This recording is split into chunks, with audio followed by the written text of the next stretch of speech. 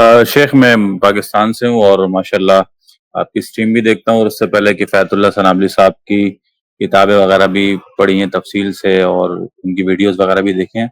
बस एक मुख्तसर सा सवाल था मेरा अबू दाऊद की एक हदीस के हवाले से जिसका नंबर है हदीस नंबर 4131 मिक़दाम बिन मादी की जो रिवायत है जिसमें यह है कि अल मुख्तसर के हज़रत मुआविया रज़ियल्लाहु तआला अन्हु के हवाले से जब उनको खबर पहुंची कि हज़रत हसन फौत हो चुके हैं और फिर वो आगे चल के तफसर आता है कि वो रवायत ज़ईफ़ है, ये रवायत ज़ईफ़ है।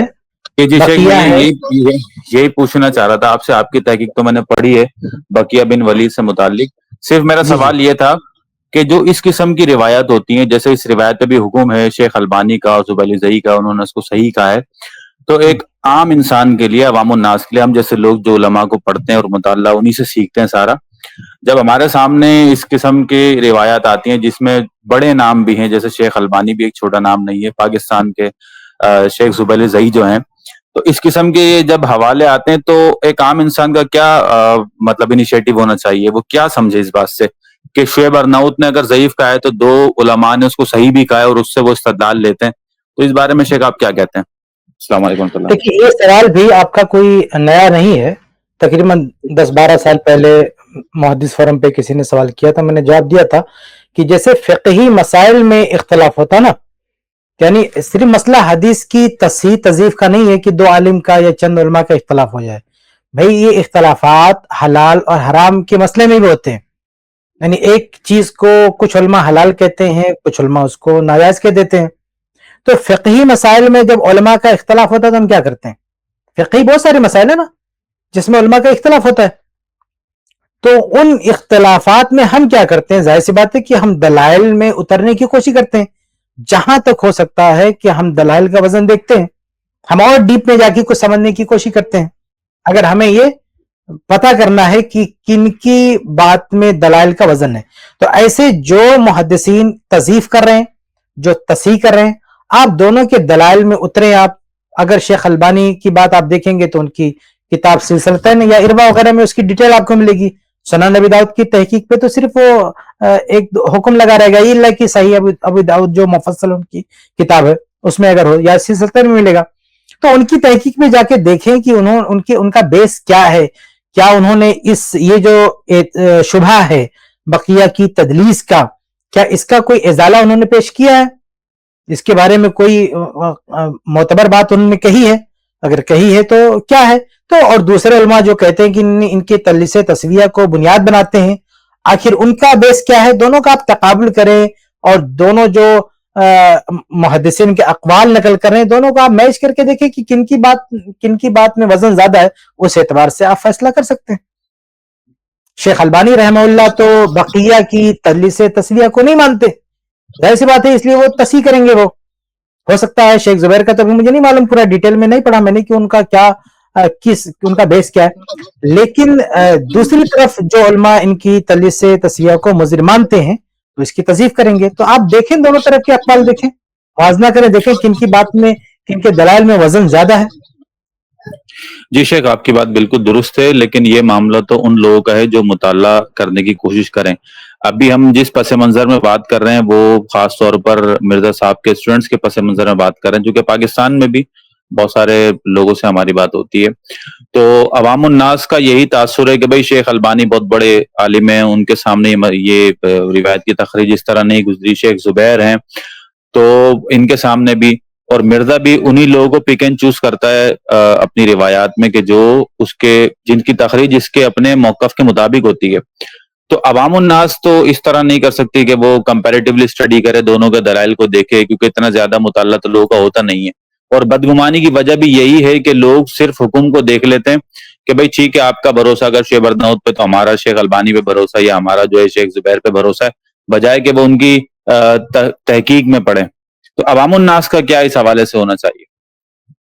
भाई अली मिर्जा बार बार ये डायलॉग बोलता है क्या कि मुत्तफकुन अलैह हदीस है, बुखारी मुस्लिम की हदीस है, हदीस की सेहत और ज़ौक़ में कोई इख्तलाफ नहीं है। तो दावा तो उनका ये रहता है ना, दावा उनका ये थोड़ी रहता है कि हम हर जगह की हदीस, असल उनका दावा है कि हमारी सारी बातें कुरान बुखारी मुस्लिम की हदीस है, इसको मानिए इसको मानिए। तो क्या हदीस सही बुखारी सही मुस्लिम में یعنی علی مرزا کا جو اصل دعویٰ ہے جس کی بنیاد پر سب کو گمراہ کر رہا ہے کہ بخاری مسلم، یہ تو ابھی صحیح بخاری صحیح مسلم میں نہیں نا. تو جب صحیح بخاری صحیح مسلم میں نہیں ہے تو اب صرف دو عالم کا حوالہ دے کے تھوڑی اس کو مان لیا جائے گا. تحقیق کی طرف دعوت دینا چاہیے. یہ تو تقلید کی بات ہو گئی کہ صرف دو عالم نے جو کچھ کہہ دیا آپ ان کو مان لیں. آخر ہم تحقیق کا دروازہ بند کیوں کر دیں گے اس پہ؟ شیخ البانی رحم اللہ ہوں، شیخ زبیر ہوں، کسی سے بھی کوتاہی ہو سکتی ہے. تو تحقیق کا دروازہ کیوں بند کر دیں گے کہ صرف ان دونوں کے مانیے اور باقی مت مانیے؟ آپ دیکھیں کہ ان دونوں میں بھی اختلاف ہے نا، تصحیح و تضعیف میں باقی ان دونوں میں بھی اختلاف موجود ہے. اب جیسے علی مرزا تو یہ تو انتخاب والی بات ہوگی نا کہ جو ہم کو اچھا لگے اس کو آپ شامل کر لیں. جیسے وہ روایت ہے علی مرزا کی، دیکھیے اس کی چالاکی دیکھیے. وہ جو روایت ہے نا سنن ترمذی کی کہ ابن زیاد کی موت ہوئی تو سانپ اس کے کان میں گھس رہا تھا، ادھر سے ناک سے نکل رہا تھا، اس کو اس نے ڈال دیا. کہا شیخ البانی نے صحیح کہا، جبکہ شیخ زبیر نے اس کو ضعیف کہا. آمش کے انانے کی وجہ سے ضعیف کہا. وہاں شیخ زبیر کو نہیں لیا، شیخ البانی کو لیا. کیوں؟ کیونکہ شیخ البانی نے اس کو صحیح کہا. اور وہ جو روایت ابو داؤد وغیرہ کی جس میں عمر رضی اللہ تعالیٰ عنہ کہتے ہیں کہ عثمان بن عفان کے بارے میں کہ پیشین گوئی کرتے ہیں کہ عثمان بن عفان اپنے قرابت داروں کو لے کے کوئی معاملہ پیش آئے گا، ایک پیشین گوئی کرتے ہیں. تو اس کو شیخ البانی نے ضعیف کہا ہے، شیخ زبیر نے اس کو صحیح کہا ہے. وہاں شیخ زبیر کی وجہ شیخ البانی کی چھوڑ دیا. اب یہ کون سا طریقہ انتخاب کا بھیا؟ یہ کون سا طریقہ کا انتخاب ہے کہ جہاں صحابہ کرام پر تان کرنا ہو تو شیخ البانی کی تضعیف آپ نہیں لیں گے، شیخ زبیر کی تصحیح لیں گے. اور جہاں پہ آپ کے پسند آ گئی شیخ زبیر علیزی کی تحقیق، وہاں شیخ زبیر، کہیں آپ شیخ زبیر کو چھوڑ دیں گے، کہیں آپ شیخ البانی کو چھوڑ دیں گے. آپ کو تان و تشنیع کا بہانہ جہاں ملے گا وہاں اپنے حساب سے روایتوں کا انتخاب کریں گے، تحقیق کا انتخاب کریں گے. تو تحقیق کا انتخاب نہیں کرنا، تحقیق کرنا ہے، چناؤ نہیں کرنا ہے، انتخاب نہیں کرنا. اگر آیا تو آپ چپ رہیے نا، آپ خاموش رہیے.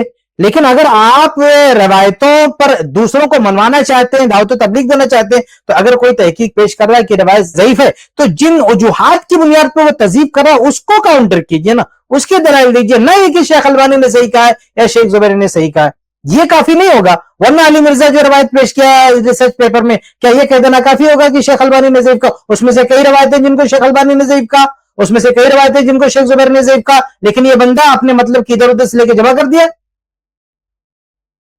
تو بھائی ہر جیسے حلال و حرام کے مسئلے میں بندے کو تحقیق کا اختیار ہے کہ اور علماء سے بات کرے اور دیکھے کہ سچائی کیا ہے. ایسے حدیث کی تصحیح و تضعیف کے معاملے میں بھی بندے کو یہ اختیار دینا ہوگا کہ وہ آدمی تحقیق کی رائے نہ چھوڑے اور اطمینان کرے کہ کن کی بات دلائل سے زیادہ قریب ہے. اچھا کفایت بھائی، یہ بات بھی تو اہم ہے، ایک منٹ، کفایت بھائی کا میں توجہ دلاؤں گا. یہ بات بھی تو اہم ہے کہ مان لیجیے حضرت کیا نام ہے علامہ البانی نے جو ہے اگر کسی روایت کو قابل قبول کہا ہے تو امیر معاویہ کے تعلق سے ان کا اپنا موقف کیا ہے، مجموعی موقف، یعنی کیا اس روایت کی بنیاد پہ ان کا موقف امیر معاویہ کے بارے میں خراب ہے اچھا، یہ بھی تو پیش کرنا چاہیے اس کو. یہ بھی تو ایک اہم بات ہے کہ اگر کسی روایت کی تصحیح تضعیف کا مسئلہ کسی عالم کے یہاں ہے لیکن اس کا کسی شخصیت کے بارے میں مجموعی طور پہ ٹوٹل ملا کر کے کل موقف کیا ہے اس کو بھی پیش کر دو. پھر اگر ساری چیزیں پیش کر رہا ہے آدمی. بالکل شیخ ایک بات اس حوالے سے اور کہ عوام الناس جس طرح کاؤنٹر چیک کرتی ہے، جیسے آپ نے کہا کہ وہ حدیث نمبر چیک کر لیتی ہے. مجھے یاد ہے 2015-16 میں اسلام 360 جو ایپ ہے اس میں جب ہم نے یہ روایت چیک کی تھی شروع میں، بالکل 15-16 کی بات ہے، تو جو ریفرنس تھا یعنی اس پہ جو حکم لگا تھا وہ ضعیف کا تھا. ابھی ہم جب ریسنٹلی چیک کرتے ہیں اسلام 360 میں تو وہاں پر روایت جو ہے وہ صحیح، مطلب اس میں جو لکھا ہوا ہے اس کا حکم وہ صحیح ہے. تو اس طرح جو عوام الناس جو مطلب ہم چیک کرتے ہیں اس قسم کی اپلیکیشنز وغیرہ سے، تو وہاں پر وہ ریفرنس میں بس یہ لکھ دیا جاتا ہے کہ روایت صحیح ہے. اور وہ یہ تو تحقیق کا کوئی مطلب ہی نہیں ہوا کہ آپ اسلام کیا نام اس ایپ سے جا کے تحقیق کریں. حتیٰ کہ مکتبہ شاملہ یہ بھی بہت سارے معاملات میں آپ کا ساتھ نہیں دے گا تحقیق کرنا چاہیں گے. کتنے الفاظ ہیں جو مکتبہ شاملہ انہوں نے نکال کے باہر کر دیا. سنن ترمذی میں جہاں امام ترمذی رحمہ اللہ نے امام حنیفہ رحمہ اللہ کے بارے میں لکھا کہ سنت کی انہوں نے مخالفت کی، یہ جملہ نکال کے باہر کر دیا، حالانکہ جس نسخے کو کاپی کیا ہے شاملہ نے اس کے اصل پرنٹڈ نسخے میں وہ بات ہے. ایسے ہی صحیح ابن خزیمہ شاملہ میں ہے، صحیح ابن خزیمہ میں جو امام ابو حنیفہ رحمہ اللہ اور کسی سے بات چیت ہوتی ہے کہ فرض نمازیں کتنی ہیں اور آگے میں کہنا نہیں چاہتا اس کو شاملہ انہوں نے نکال کے باہر کر دیا، جبکہ جس اصل مطبوعہ نسخے کی کاپی ہے شاملہ کا ورژن اس میں وہ روایت موجود ہے. تو ایسی کئی باتیں شاملہ سے نکال دی گئی ہیں. وہ کس نے نکالا ہے اللہ ہی بہتر جانے، لیکن وہ بھی کافی نہیں ہے، بلکہ اگر آپ تحقیق کرنا چاہتے تو محقق بنیے، آپ اصل جو کتابیں وہاں تک جائیے، بلکہ کبھی کبھی اصل کتابیں بھی کافی نہیں ہوتی ہیں، آپ کو مخطوطات میں جانا پڑتا ہے، یعنی مطبوعہ نسخے بھی کافی نہیں ہوتے ہیں، جیسے مصنف ابن ابی شیبہ میں تسرہ والا لفظ بڑھا دیا، اب آپ کو آگے جا کے تحقیق کرنا پڑے گا مخطوطات میں، تو تحقیق اس کا نام نہیں ہے کہ آپ کوئی ایپ کھول لیں اور وہیں پہ تحقیق ہو جائے۔ بالکل یہ جو مطلب کر رہے ہیں نا کہ عوام الناس کیا کرے، جہاں پر میں ایک لائن جہاں پر یہ فصلہ ہے، کہیں صحیح کہہ دیا، کہیں کوئی مسئلہ ہو گیا، عوام الناس کیا کرے؟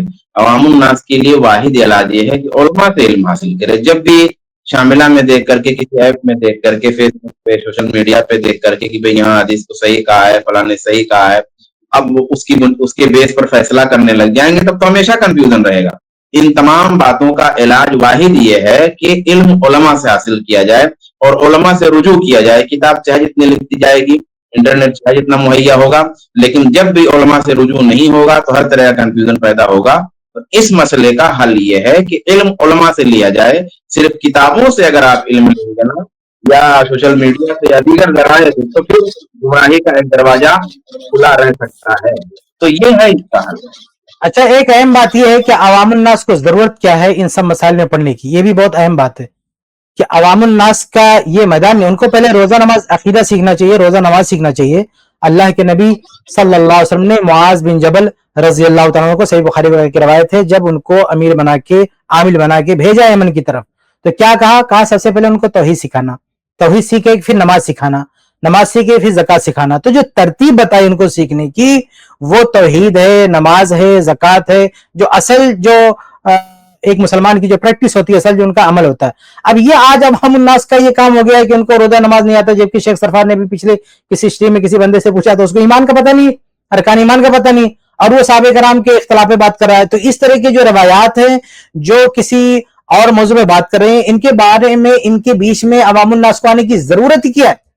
اگر بھائی اگر کوئی علی مرزا کے ہاتھ پہ چڑھ گیا ہے اس کو سمجھانے کی ضرورت ہے، لیکن ایک عام آدمی جس کا ذہن ابھی سادہ ہے، اس کو کیا ضرورت ہے یہاں وہاں جانے کی؟ آپ کتب حدیث دیکھیں گے تو ان روایات کو محدثین نے اس لیے نہیں پیش کیا ہے کہ آپ صحابہ کرام کے اختلاف پر ڈسکس کریں، بلکہ ان روایات کا کوئی ایک ٹکڑا ہوتا ہے جو کسی مسئلے کو بیان کرتا ہے، جیسے حدیث عمار ہے، یہ 28/12 یہ سب تعویذ کی طرح چلا رہے سب لوگ، جبکہ امام بخاری رحمہ اللہ نے یہ بتانے کے لیے حدیث کو پیش کیا ہے کہ مسجد کی تعمیر میں حصہ لینا چاہیے، مسجد کی تعمیر کرنا چاہیے، اللہ کے گھر بنانا چاہیے۔ یہ لوگ اللہ کا گھر بنانے کے بجائے وہ کسی اور مسئلے کے لیے اس روایت کو پیش کر رہے ہیں۔